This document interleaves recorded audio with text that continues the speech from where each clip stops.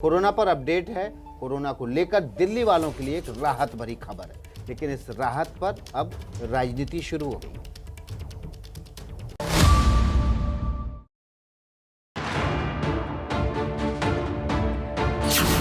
Corona की जंग में दिल्ली का कमाल।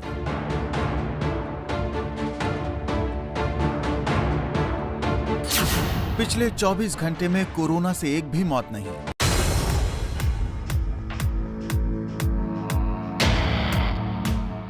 कोरोना महामारी से जूझ रहे दिल्ली वालों के लिए एक राहत भरी खबर आई है। पिछले 24 घंटे में कोरोना से एक भी मौत नहीं हुई है, यानी करीब 10 महीने बाद ऐसा मौका आया जब कोरोना से किसी की जान नहीं गई है।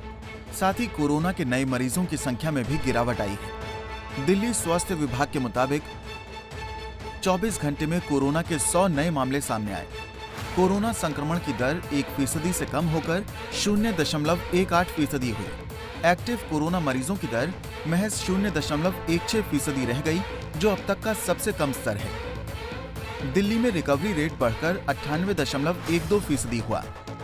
दिल्ली से जैसे ही राहत की खबर आई, वैसे ही सीएम अरविंद केजरीवाल ने ट्वीट कर दिल्ली वासियों को बधाई भी दी।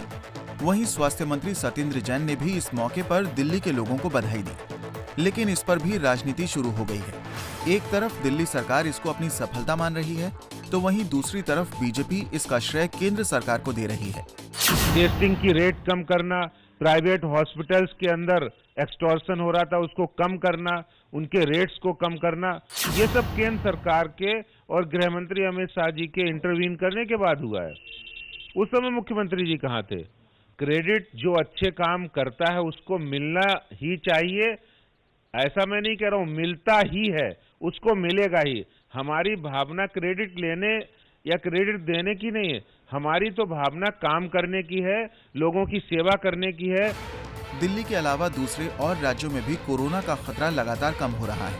केंद्रीय स्वास्थ्य सचिव राजेश भूषण ने कहा कि 7 राज्यों और केंद्र शासित प्रदेशों, अंडमान और निकोबार द्वीप समूह, अरुणाचल प्रदेश, त्रिपुरा, दादरा और नागर हवेली, मिजोरम, नागालैंड और लक्षद्वीप से पिछले 3 हफ्ते में कोरोना का कोई नया मरीज नहीं आया है।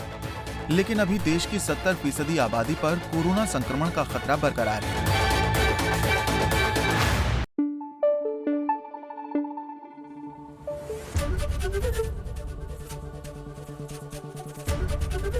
एबीपी न्यूज आपको रखे आगे।